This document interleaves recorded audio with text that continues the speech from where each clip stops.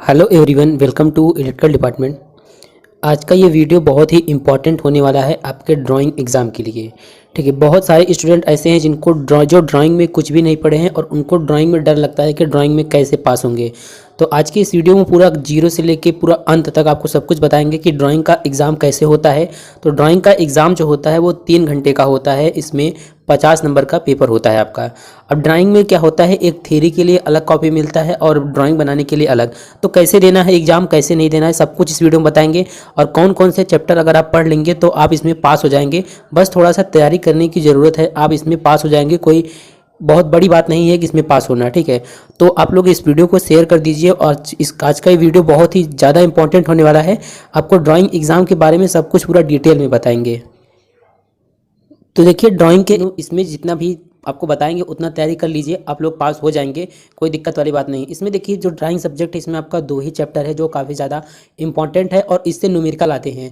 तो अगर न्यूमेरिकल को छोड़ दे तो थ्योरी भी इसमें आता है। अगर आप थ्योरी लिख देते हैं तो भी पास हो जाएंगे। क्यों, डिपेंड करता है कि एग्ज़ाम का पेपर किस टाइप से आता है। और आपको इस वीडियो में हम आपका जो 2022 में एग्ज़ाम हुआ था मार्च में, मतलब कि जो बैक पेपर हुआ था नए सिलेबस से, उसका पेपर भी दिखाएंगे। और उसका जो पेपर है वो देखने के बाद आपको पता चलेगा कि किस लेवल का इसमें क्वेश्चन पूछा जाता है।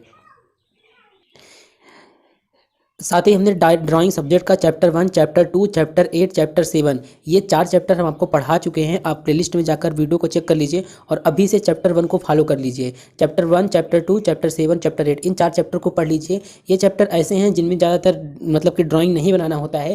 ज़्यादातर इसमें थ्योरी है, थोड़ा बहुत ड्राइंग है, उतना आप लोग बना लेंगे।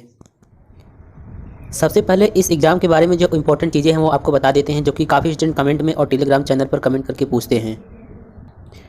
देखिए, सबसे पहला क्वेश्चन इसमें है कि ड्राइंग का एग्ज़ाम कितने नंबर का होता है और कितना टाइम मिलता है। तो ड्राइंग का एग्ज़ाम जो होता है नए सिलेबस के अकॉर्डिंग आपका एग्ज़ाम 50 नंबर का होगा और इसमें समय मिलेगा आपको 3 घंटे का समय मिलेगा। अब इसमें दूसरा क्वेश्चन है ये कि ड्राइंग के एग्जाम में थ्योरी के लिए अलग और ड्राइंग बनाने के लिए अलग कॉपी मिलता है। ये हम आपको इस बेस पर बता रहे हैं कि जो 2022 में एग्जाम हुआ था बैक पेपर का, उसमें जो है एक थ्योरी के लिए अलग कॉपी मिला था और ड्राइंग के लिए एक अलग कॉपी मिला था। तो इसी बेस पर हम आपको बता रहे हैं कि जो आपका ड्राइंग का एग्जाम होगा उसमें जैसे कोई क्वेश्चन है थ्योरी है तो आप थ्योरी वाले में लिखेंगे, और अगर ड्राइंग बनाना है तो आप ड्राइंग सीट पर बनाएंगे। तो इस प्रकार से होता है। बाकी जैसे आपको कॉपी नहीं मिलता है एग्जाम में लिखने के लिए, तो उस पर अपना रोल नंबर वगैरह सब कुछ लिखते हैं, एनरोलमेंट वगैरह, तो वैसे जो ड्राइंग सीट होगा उस पर भी लिखना ही होगा। आप लोग दिए होंगे फर्स्ट ईयर में जो इंजीनियरिंग ड्राइंग करके सब्जेक्ट है उसका एग्जाम दिया होगा, ठीक वैसे ही एक सीट मिलता है, उस पर ड्राइंग बनाना होता है। तो जो ड्राइंग वाला क्वेश्चन होगा आप उस पर करेंगे। जैसे आपको लगता है कि इसमें हमको ड्राइंग बनाना होगा तो आप जो सीट मिलेगा आप उसमें करेंगे और जो थ्योरी रहेगा उसमें करेंगे, ठीक है। तो इतना आपको समझ में आ गया होगा। तो यही 2 इंपॉर्टेंट चीज़ें थी जो आप लोग हमेशा पूछते थे। और बाकी अगर आपके मन में कोई क्वेश्चन है इस एग्जाम को लेके, इस सब्जेक्ट को लेके, तो आप कमेंट में पूछ लीजिए या फिर टेलीग्राम चैनल पर पूछ लीजिए, वहाँ पर आपको बता देंगे, ठीक है। अब एक बार हम देख लेते हैं कि जो 2022 में एग्जाम बैक पेपर हुआ था उसका सिलेबस मतलब किस टाइप के क्वेश्चन पूछे गए थे, ठीक है। तो चलिए अब हम उसको देखते हैं। इसके बाद हम जितने भी ड्राइंग में इंपॉर्टेंट क्वेश्चन है उसको बताएंगे और कौन कौन से चैप्टर आप पढ़ लेंगे तो पास हो जाएंगे इसको बताएंगे। तो वीडियो को आप लोग पूरा एंड तक देखते रहिए। तो देखिए, यहाँ पर आप लोग देख पा रहे होंगे electrical design drawing and estimating second, ये बैक पेपर है, ठीक है। तो जो एग्जाम में देखिए पेपर मिला था उसमें क्लीन नहीं दिखाई दे रहा था, इसलिए हमने उसको टाइप करके पीडीएफ बना लिया है। बाकी पेपर वही है, आप हमारे टेलीग्राम चैनल या फिर प्लेलिस्ट में जाकर उसको भी देख सकते हैं जिसमें पेपर क्लीन नहीं दिख रहा था, उसमें भी हमने आपको बताया है, ठीक है। तो देखिए, आपके पास टाइम बहुत है। सबसे पहले आप ड्राइंग का सब्जेक्ट जो है उसके मॉडल पेपर को समझ लीजिए, उसके बाद तैयारी स्टार्ट करिए। क्योंकि ड्राइंग में आप लोग पूरा नहीं पढ़े हैं तो एक स्टेप के हिसाब से, एक नियम के हिसाब से तैयारी करेंगे तो आप इसमें पास हो जाएंगे, ठीक है। तो पहले देखिए हम पेपर देख लेते हैं कि बैक पेपर जो हुआ था उसमें किस टाइप के क्वेश्चन पूछा गया था। तो देखिए, जो बैक पेपर हुआ था आपको बता दें इसमें बहुत ही टफ क्वेश्चन आया था। ये इसमें कोई वो नहीं है, इस बहुत ही टफ क्वेश्चन आएगा, अभी आप देखेंगे आपको पता चल जाएगा, ठीक है। तो देखिए, इसमें पहला एक क्वेश्चन है कि एक कमरे और एक बरामदे के लिए विद्युत वायरिंग की व्यवस्था की जाती है, जिसका प्लान नीचे दिया गया है, यहाँ पर चित्र था। और इसमें देखिए एक उपयुक्त वायरिंग का सुझाव दें। और इस प्रकार से क्वेश्चन देखिए, पहला ही क्वेश्चन कितना टफ है, आपके लिए काफ़ी मुश्किल होगा इसको तैयार करना अगर आप ड्राइंग सब्जेक्ट को अच्छे से नहीं पढ़े हैं तब। और देखिए दूसरा क्वेश्चन, इसमें देखिए पहले क्वेश्चन में ही 2 क्वेश्चन है, अथवा करके दिया गया है, दोनों में से आपको एक करना है, ठीक है। देखिए अथवा करके दिया गया है, फिर इसमें दिया गया है नीचे दिए गए अ और ब दोनों का उत्तर दीजिए। अब इसमें देखिए, प्लेट अर्थिंग का एक साफ सुथरा चित्र बनाइए और इस अर्थिंग के लिए आवश्यक सामग्री का अनुमान लगाइए। तो ये क्वेश्चन आप अगर कर लेंगे, तो अगर इसी टाइप के क्वेश्चन आएंगे अगर आप कर लेते हैं तो एग्जाम में पास होंगे, ठीक है। जैसे प्लेट अर्थिंग आ गया तो प्लेट अर्थिंग का डायग्राम बनाना तो आपको आना ही चाहिए। ऐसा नहीं है कि जो ये सब्जेक्ट है इसमें पूरा धीरे धीरे लिखेंगे, जब तक ड्राइंग नहीं बनाएंगे आपको पूरा नंबर नहीं मिलेगा। जैसे 5 नंबर का क्वेश्चन है, अगर आप प्लेट अर्थिंग के बारे में लिख देते हैं और ड्राइंग नहीं बनाते हैं तो आपको 2 ही नंबर मिलेगा।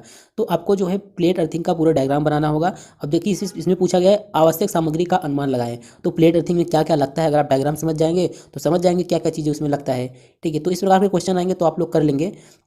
इसमें देखिए दूसरा है कि निम्नलिखित उपकरण वाले 33/11 केवी सब स्टेशन का सिंगल लाइन डायग्राम बनाइए। तो जो आपका चैप्टर 2 अर्थिंग है उसमें सिंगल लाइन डायग्राम बनाना है 11 केवी का, 33 केवी का, 66 केवी का, 132 केवी का। तो कुल मिलाकर 4 दिए गए हैं। तो 11 केवी, 33 केवी, 66 केवी, 132 केवी, इतने का सिंगल लाइन डायग्राम बनाना है। 5 दिन का टाइम है आपके पास, इनका प्रैक्टिस करेंगे तो आ जाएगा। और हम भी कोशिश करेंगे कुछ और वीडियोस लेके आए ड्राइंग के, जो इंपॉर्टेंट क्वेश्चन है जैसे डायग्राम कैसे बनाएंगे, ये सब कोशिश करेंगे लेके आने का, ठीक है। तो यहाँ पर आप देख सकते हैं फिर दूसरा क्वेश्चन है। दूसरा क्वेश्चन देखिए पहले चैप्टर से लिया गया है। इसमें करा है कि 2 3 फेज इंडक्शन मोटर को अलग अलग DOL स्टार्टर के साथ इस तरह से चालू किया जाता है। तो देखिए क्वेश्चन को एक बार समझेंगे ना, तो ये क्वेश्चन देखिए कहा क्या रहा है आपको बता दें कि जो आपका 3 फेज इंडक्शन मोटर होता है, अगर उसको 2 फीडर से चलाना हो तो कैसे चलाएंगे, उसमें यही डायग्राम आपको बनाना होगा। तो क्वेश्चन समझेंगे तो क्वेश्चन जो है, क्वेश्चन को पूरा एक्सप्लेन करके लिखा गया है, बाकी डायग्राम एक ही बनेगा। जैसे पहले चैप्टर की बात करें तो 3 फेज इंडक्शन मोटर है, 2 फीडर से कैसे चलाएंगे, 3 फेज इंडक्शन मोटर का फॉरवर्डिंग रिवर्सिंग क्या होता है, उसका कैसे डायग्राम बनाएंगे, पावर वायरिंग कंट्रोल डायग्राम। तो उसी क्वेश्चन को पूरा एक्सप्लेन करके लिखा गया है, लेकिन डायग्राम आपको वही बनाना है।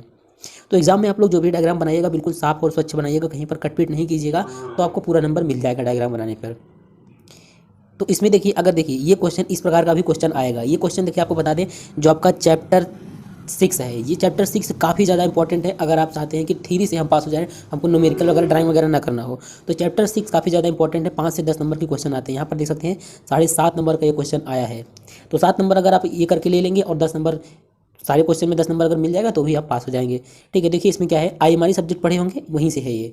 तो जो आपका IMRE सब्जेक्ट में अगर आप पढ़े हैं अच्छे से, तो चैप्टर 6 जो है आपका बिल्कुल सेम है। तो देखिए इसमें लाइन सपोर्ट के बारे में लिखना है, इंसुलेटर के बारे में, कंडक्टर के बारे में, और प्रकाश बंदी और जंपर। तो इसके बारे में आप लोग लिख ही लेंगे, 4-4 लाइन लिखेंगे अगर सबके बारे में, तो भी आपको पूरा 7.5 नंबर मिल जाएगा। तो इससे क्या होता है, चांस होता है आपके पास होने का, केवल थ्योरी से, ठीक है। तो देखिए इसमें थ्योरी भी आता है। अब देखिए चौथा क्वेश्चन, ये भी पूरा न्यूमेरिकल टाइप का है, ये भी काफ़ी ज़्यादा टफ है। और ये देखिए इसमें भी काफ़ी ज़्यादा टफ है। तो जो बैक पेपर आया था वो काफ़ी ज़्यादा टफ आया था, पूरा न्यूमेरिकल ही दे दिया था, थ्योरी का नामो निशान नहीं था। लेकिन जो अब की बार पेपर आएगा ऐसा नहीं होगा, उसमें केवल न्यूमेरिकल इतना टफ आएगा। बैक पेपर कभी कभी टफ आता है, कभी कभी ईजी आ जाता है, ठीक है। तो अब हम देखते हैं जो हमने आपको मॉडल पेपर, जो हमने मोस्ट इंपॉर्टेंट क्वेश्चन बताया है वो देखते हैं। क्योंकि हमने आपको जो है चैप्टर 3 मतलब चैप्टर 4 और चैप्टर 5 नहीं पढ़ाया है। एस्टिमेशन ऑफ इंटरनल वायरिंग और एस्टिमेशन ऑफ पावर वायरिंग, ये 2 चैप्टर नहीं पढ़ाया। इसमें से काफ़ी ज़्यादा न्यूमेरिकल आते हैं, लेकिन यहाँ से भी 1-2 क्वेश्चन बता दे रहे हैं जो हमारे हिसाब से लगता है कि ये क्वेश्चन आ जाएगा एग्जाम में। तो चलिए अब मोस्ट इंपॉर्टेंट क्वेश्चन देखते हैं जो हमने अभी बनाया है, कि हमने ड्राइंग सब्जेक्ट का मोस्ट इंपॉर्टेंट क्वेश्चन बनाया है जो कि एग्जाम में आने की ज़्यादा संभावना है, ठीक है। तो देखिए पहले इसमें पहला क्वेश्चन है कि पाइप अर्थिंग या प्लेट अर्थिंग का सचित्र वर्णन कीजिए। या फिर ये क्वेश्चन इस प्रकार से भी आ सकता है कि पाइप अर्थिंग में जो भी इंडियन इलेक्ट्रिसिटी रूल लागू होता है उसको फॉलो करते हुए आप इसका डायग्राम बनाइए। तो ये तो आप लोग तैयार करके ही जाइएगा, 2 में से एक कन्फर्म होता है कि आएगा ही आएगा।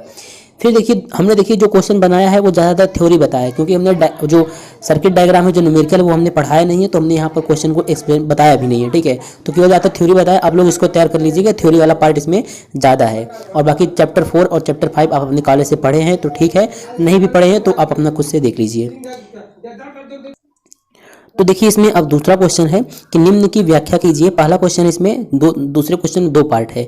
सब स्टेशन के मुख्य सहायक उपकरण, यानी कि सब स्टेशन में कौन कौन सा इक्विपमेंट लगता है, बस बार हो गया, सर्किट ब्रेकर हो गया, आइसोलेटर हो गया। तो जो भी उपकरण लगता है उनके बारे में लिखना है। इसमें दूसरा है ओवरहेड लाइनों में लगने वाले उपकरण, तो जो ओवरहेड लाइन में उपकरण लगते हैं उनके बारे में लिखना है। अब देखिए इसमें तीसरा क्वेश्चन है कि स्टार डेल्टा स्टार्टर की पावर वायरिंग तथा कंट्रोल वायरिंग का डायग्राम बनाइए। और चौथा क्वेश्चन है सर्विस मेन से आप क्या समझते हैं, GI पाइप सेवा संयोजन का सचित्र वर्णन कीजिए। तो आपके पास अभी बहुत टाइम है, आप लोग ड्राइंग का प्लेलिस्ट जाकर देख लीजिए और वहाँ पर जितना भी हमने पढ़ाया है वो तैयार कर लीजिए, वहाँ से भी काफ़ी ज़्यादा क्वेश्चन आएगा। जैसे स्टार डेल्टा स्टार्टर का power wiring control wiring diagram तो बहुत ही अच्छे से हमने समझाया है। और सर्विस मेन से आप क्या समझते हैं, GI पाइप सेवा संयोजन का सचित्र वर्णन कीजिए, इसको भी काफ़ी अच्छे से समझाया है। तो आप प्लेलिस्ट में जाकर इन सब वीडियोज़ को देखकर तैयारी कर लीजिए। अब इसमें अगला क्वेश्चन है कि सब स्टेशन के सभी प्रकारों की सचित्र व्याख्या कीजिए। जैसे पोल माउंटेड सब स्टेशन होता है, फाउंडेशन माउंटेड सब स्टेशन होता है, इनका आपको डायग्राम बनाना होगा। छठवां क्वेश्चन है आपका 3 फेज इंडक्शन मोटर का फॉरवर्डिंग और रिवर्सिंग चित्र सही समझाइए। तो इसको भी हमने बताया है अपने चैनल के प्लेलिस्ट में, ठीक है। अब देखिए इसमें 7वां क्वेश्चन है कि 11 kV सब स्टेशन का सिंगल लाइन डायग्राम बनाइए। तो ये चैप्टर 2 का क्वेश्चन है। और 8वां क्वेश्चन है भू प्रतिरोध को प्रभावित करने वाले तत्व कौन कौन से हैं तथा इसे किस प्रकार कम किया जा सकता है। अब देखिए नवा क्वेश्चन में एक नवा क्वेश्चन जो है, एक क्वेश्चन है जो कि आप चैप्टर 8 से लिया गया है, estimation of small sub station. देखिए एक सिरोपरी मतलब एक ओवरहेड 11 केवी 50 हर्ज 1 किलोमीटर लाइन के लिए 4 मीटर ऊंचे स्टील पोल तथा ACSR तार 612.59 mm लगाना है। दो पोलों के बीच का अंतर 120 मीटर है। आवश्यक सामान की सूची तथा व्यय की गणना करो। तो इस प्रकार के क्वेश्चन एग्जाम में आएगा। ये नहीं कह रहे हैं कि एग्जैक्ट यही क्वेश्चन आएगा, आ भी सकता है और नहीं भी, बाकी इसी टाइप के क्वेश्चन एग्जाम में आएंगे। ठीक है, अगला क्वेश्चन है, क्वेश्चन नंबर 10 है, अंडरग्राउंड लाइन के मुख्य अवयवों का उल्लेख करते हुए प्रत्येक की उपयोगिता बताइए। ये भी चैप्टर 6 से क्वेश्चन है, काफ़ी ज़्यादा इंपॉर्टेंट है। ठीक है, क्वेश्चन नंबर 10 है, एक स्वच्छ चित्र की सहायता से भारतीय विद्युत मानक के अनुसार वितरक लाइन से उपभोक्ता तक की व्यवस्था को समझाइए। ये भी क्वेश्चन हमने बता दिया है, आप वीडियो जाकर देख सकते हैं। क्वेश्चन नंबर 11 है, एक 2 मंजिला मकान को 5 किलोवाट का सिंगल फेज सर्विस कनेक्शन लेना है। सर्विस पोल की दूरी 25 मीटर है। इसमें लगने वाले मटेरियल की लिस्ट का एस्टिमेशन कीजिए। अब क्वेश्चन नंबर 12 है, इंटरनल वायरिंग से संबंधित इंडियन इलेक्ट्रिसिटी रूल का उल्लेख कीजिए। 20 mm × 10 mm × 5 mm के एक ड्राइंग हॉल में लाइट फैन की उचित व्यवस्था है तो आने वाले खर्च का एस्टिमेशन कीजिए। आवश्यकता अनुसार आंकड़े मान लीजिए। तो इस प्रकार के न्यूमेरिकल एग्जाम में आएंगे। कुछ न्यूमेरिकल हमने बता दिया है, तो अगर आपको न्यूमेरिकल आता है तो इसी टाइप का न्यूमेरिकल तैयार कर लीजिए। अगला क्वेश्चन है, पावर वायरिंग संस्थापना के सामान्य नियमों को समझाइए। फिर अगला क्वेश्चन है, सब स्टेशन पर संस्थापन के लिए मुख्य उपकरण व सहायक उपकरण पर टिप्पणी लिखिए। फिर देखिए क्वेश्चन नंबर 15 है, एक फैक्ट्री जिसका पावर लोड 80 किलोवाट है तथा प्रकाश पंखों का लोड 20 किलोवाट है, इसमें 11/0.4 केवी का पोल पर संस्थापित सब स्टेशन स्थापित किया जाना है। ट्रांसफार्मर की केवीए रेटिंग का सुझाव दीजिए तथा सब स्टेशन का प्राकलन तैयार कीजिए। तो इस प्रकार के क्वेश्चन एग्जाम में आएंगे। तो अगर आप नहीं पढ़े हैं ये क्वेश्चन तो काफ़ी टफ होगा ये आप लोगों के लिए। बाकी आप लोग थ्योरी पढ़ के जाइए, डायग्राम बना के जाइए, पास हो जाएंगे, दिक्कत वाली बात नहीं है। फिर देखिए क्वेश्चन नंबर 16 है, भवन के अंदर स्थित डिस्ट्रीब्यूशन सब स्टेशन हेतु आवश्यक सामग्री की सूची बनाइए। और देखिए क्वेश्चन नंबर 17 है, ये काफ़ी ज़्यादा इंपॉर्टेंट है, निम्न पर टिप्पणी कीजिए। इनमें से किसी 4 पर आ सकता है टिप्पणी करने को। पहला है सपोर्ट, दूसरा है स्टेज सेट्स, तीसरा है क्रॉस आर्म, चौथा है आपका लाइटनिंग अरेस्टर, पांचवा है क्लैंप्स, फिर डेंजर प्लेट, फिर conductor, anti climbing device, bird guard, jumper. तो इनमें से किसी पर भी टिप्पणी करने के लिए एग्जाम में आ सकता है। तो ये मोस्ट इंपॉर्टेंट 17 क्वेश्चन थे जो हमने बनाए थे आपके लिए। ज़्यादातर इसमें थ्योरी वाले पार्ट हैं, न्यूमेरिकल भी डिस्कस किया है। अगर आप न्यूमेरिकल आता है तो उस टाइप के न्यूमेरिकल आप तैयार कर लीजिए। बाकी इस इंपॉर्टेंट क्वेश्चन का PDF हमारे वेबसाइट पर अपलोड कर दिए हैं, वीडियो के डिस्क्रिप्शन में लिंक दिया गया है, आप लोग वहां से देख लीजिए। अब एक इंपॉर्टेंट चीज़ और बात कर लेते हैं कि कौन सिलेबस देख लेते हैं, सिलेबस में कौन कौन सा इंपॉर्टेंट है, कौन कौन सा पढ़ना है, ये बता देते हैं आपको। तो यहाँ पर अब आप लोग देख सकते हैं ये सिलेबस है, 2022 न्यू सिलेबस है। पहला चैप्टर है कॉन्ट्रैक्टर कंट्रोल सर्किट और ये चैप्टर जो है 10 पीरियड का है, तो इससे 10 नंबर के क्वेश्चन एग्जाम में आएंगे। ठीक है, देखिए तो इसमें आपको क्या करना है, जितना भी आपको डायग्राम बनाना आता है या फिर नहीं आता है, जो भी इजी डायग्राम है उसका आप प्रैक्टिस कर लीजिए। जैसे इसमें देखिए DOL स्टार्टर का आपको आता होगा, 3 फेज इंडक्शन मोटर को 2 फीडर से कैसे ऑपरेट करेंगे ये भी काफ़ी ईजी है। फॉरवर्डिंग रिवर्सिंग आप 3 फेज इंडक्शन मोटर, तो ये 2-3 डायग्राम आप इसमें से तैयार कर लीजिए। हो सकता है जो ईजी हो वही आ जाए। जैसे अगर बात करें ऑटोमेटिक स्टार्ट डेल्टा स्टार्टर, तो ये सब भी एग्जाम में आ सकते हैं। तो ये सब जो डायग्राम है इसमें देखिए टोटल 9 डायग्राम है, आप यहाँ पर देख सकते हैं, एक से लेके पूरा 9 डायग्राम है। इन सबको तैयार कर लीजिए, जो आता है आप उतना तैयार कर लीजिए, क्योंकि आपके पास यही एक ऑप्शन है कि जो आता है आप उसको तैयार कीजिए। ठीक है, अब इसमें देखिए दूसरा क्वेश्चन है कि अर्थिंग है। ये 8 पीरियड का क्वेश्चन, 8 पीरियड का चैप्टर है, इसमें से भी 8 से 10 नंबर क्वेश्चन आ सकते हैं। तो अर्थिंग के बारे में आप लोग जानते होंगे, concept and purpose of earthing. अब इसमें देखिए जो डिफरेंट टाइप के अर्थिंग होते हैं उसमें से मतलब देखिए जितने टाइप के अर्थिंग होते हैं उसको तो आपको जान लेना है, लेकिन जो 2 मेन है इसमें प्लेट एंड पाइप, इसका डायग्राम बनाना है। बाकी और सबके बारे में ऐसे जान लेंगे, कोई दिक्कत नहीं है। ठीक है, और अर्थ रेजिस्टेंस को कैसे कम करना है और डिस्ट्रीब्यूशन ट्रांसफार्मर का अर्थिंग लेआउट कैसे बनाएंगे, तो ये सब इसमें न्यूमेरिकल नहीं आएंगे दूसरे चैप्टर से, इसमें केवल डायग्राम ही आएगा। तो आप लोग उसको तैयार कर लीजिए। और इसमें देखिए हमने बताया था आपको लाइन डायग्राम है 11 केवी का, 33 केवी, 66 केवी और 132 केवी। तो इसके जो डायग्राम है उसको तैयार कर लीजिए। तीसरा चैप्टर में हमने आपको नहीं पढ़ाया है, और चौथे चैप्टर में देख लीजिए जो सिंपल चीज़ें आप लोग वो तैयार कर लीजिए। बाकी अगर आप पढ़े हैं तो बहुत अच्छी बात है, क्योंकि ये चैप्टर 4 और चैप्टर 5 काफ़ी ज़्यादा इंपॉर्टेंट है। ठीक है, तो जो इंटरनल वायरिंग के लिए जनरल रूल होते हैं, इंडियन इलेक्ट्रिसिटी रूल होते हैं, आप लोग उसको तैयार कर लीजिए। और एस्टिमेशन ऑफ पावर वायरिंग मतलब पावर वायरिंग के लिए जो IS स्पेसिफिकेशन है, IE रूल है, उसको आप लोग तैयार कर लीजिए। ठीक है, और चैप्टर 6 हमने आपको पढ़ाया है, आप लोग वहाँ से जाके पढ़ सकते हैं। देखिए चैप्टर 6 में क्या इंपॉर्टेंट है, जो टिप्पणी करने के लिए क्वेश्चन आता है वो यहीं से आता है। देखिए जैसे आप देखिए दिया नहीं इसमें main component of overhead line, support के बारे में, cross arm, clamp, conductor system, and stay sets हो गया, लाइटनिंग एडजस्टर हो गया, danger plate, anti climbing device, bird guard, jumper, etc और कंक्रीटिंग आप पोल। तो मतलब जो ओवरहेड लाइन के लिए जो भी कंपोनेंट होते हैं उन पर टिप्पणी करने के लिए आ सकता है। और सातवां चैप्टर जो है बिल्कुल अच्छे से हमने आपको पढ़ाया है, सभी डायग्राम 5 से 6 डायग्राम है, सबको अपने यूट्यूब चैनल पर पढ़ाया, आप उसको देख लीजिए। और चैप्टर 8 जो है, तो इसमें देखिए चैप्टर 7 और चैप्टर 8, मतलब ये चैप्टर 8 है estimation of small sub station, इसको भी हमने यूट्यूब चैनल पर पढ़ाया है, इसको भी आप लोग देख लीजिए। ज़्यादा वीडियो नहीं है, 3 से 4 वीडियो में ये समाप्त हो जाएगा। ठीक है, चैप्टर 7 और चैप्टर से भी 8 से भी इंपॉर्टेंट क्वेश्चन आते हैं, तो बुक में किस टाइप के क्वेश्चन दिए गए हैं आप लोग उसको तैयार कर लीजिए।